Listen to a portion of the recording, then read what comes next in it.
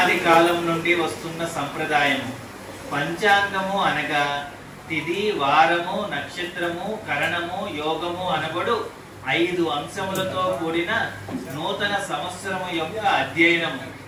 దైవజ్ఞులైన వారు ఆ సంవత్సర కాలమునందు రాసుల మరియు గ్రహముల మధ్య ఏర్పడు సన్నివేశములను అధ్యయనము చేసి వాటిని బట్టి ప్రపంచము యొక్క, దేశము యొక్క, రాష్ట్రము యొక్క మరియు వ్యక్తిగతమైన అంశములను వివరించి చెప్పడం ఇందలి విశేషము. శ్రవణం అంటే వినుట. ఎలాగూ జరిగే వాటిని ఇంకా వినడం ఎందుకు అని కొందరు అనుకుంటారు. మరికొందరు నూతన సంవత్సరంలో తమ భవిష్యత్తు ఎలా ఉంటుందో తెలుసుకోవడం కోసం కుతూహల పడుతూ ఉంటారు.